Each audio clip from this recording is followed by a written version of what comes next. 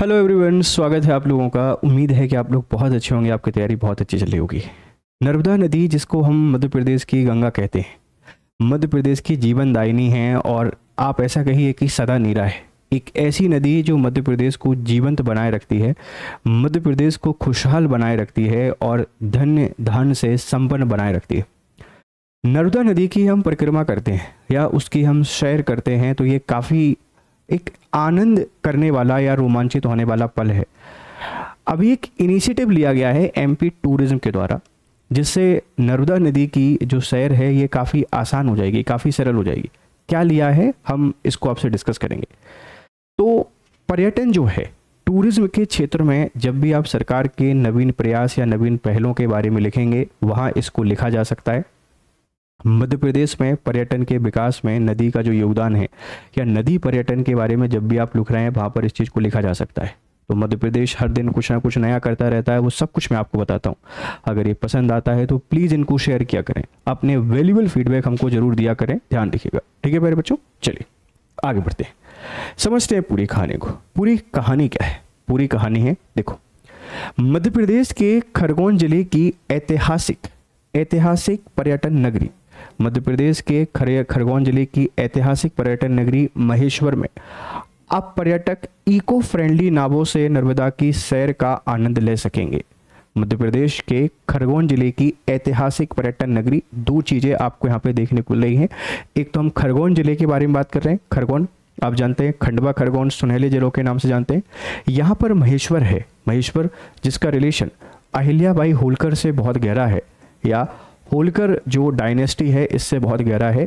पर्यटक को eco friendly नावों से नर्मदा की सैर का आनंद ले सकेंगे इन Maheshwar, a historic town in Khargone district.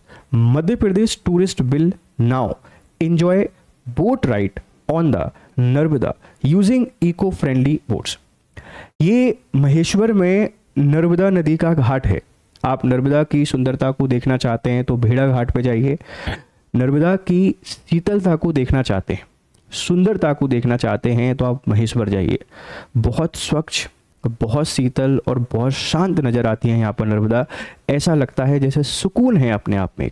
तो महेश्वर में इको फ्रेंडली बोट को स्टार्ट कर रहे हैं। और महेश्वर कहाँ पर है? ये खरगोन में है और एमपी टूरिज्म की एक खास पहल है, इस बात को ध्यान रखिएगा।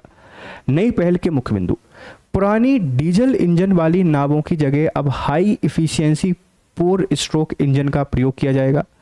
Old noisy diesel engine replace with the high efficiency 4 stroke engines. अब तक 22 नावों में यह इंजन लगाए जा चुके हैं। प्रदूषण नियंत्रण, ये इंजन कम ध्वनि करते हैं, तेल का रिसाव नहीं होता है, जिससे जलीय जीवों और पर्यावरण को नुकसान नहीं होता है।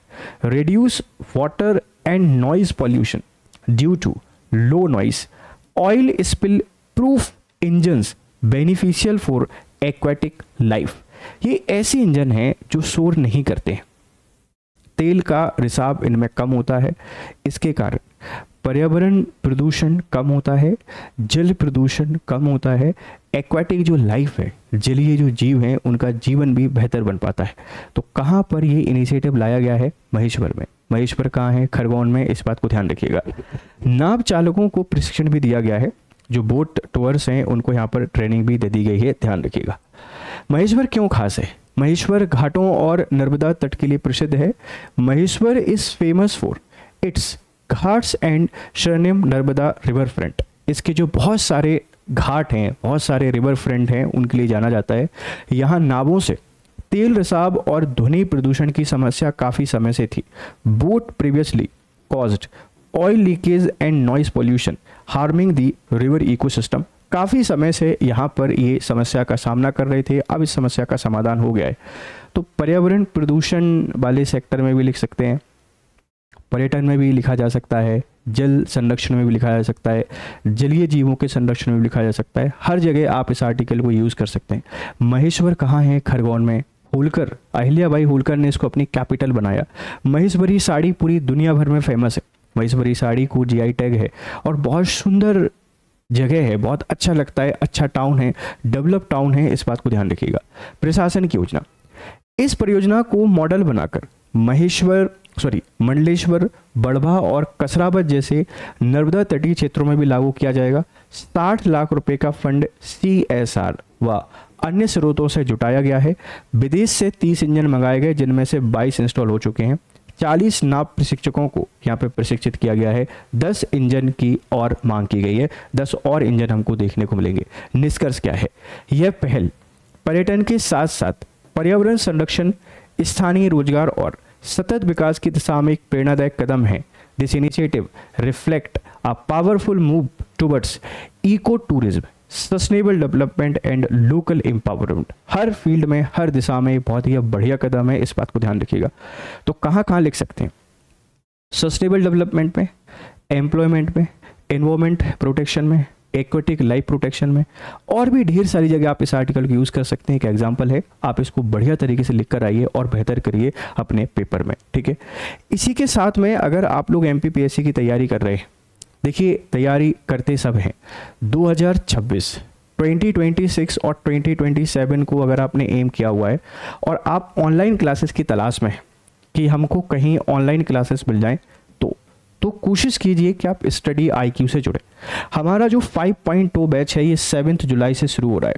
आरंभ 5.0 ये 7 जुलाई से शुरू होगा और इसकी प्राइस अभी 11,999 रुपये है। अगर आप कोड यूज़ करते हैं GS लाइव, इस कोड के थ्रू इस बैच का हिस्सा बनिए, बेहतर तरीके से पढ़ाई कीजिए और अपने सपनों को मुकम्मल कीजिए। उम्मीद है कि आपको ये कहानी पसंद आ रही होगी। अगर पसंद आ रही है तो प्लीज़ इसको शेयर करें, आपके वैल्यूएबल फीडबैक हमको जरूर दें। Thank you very much for discussion. Have a nice time. Good day.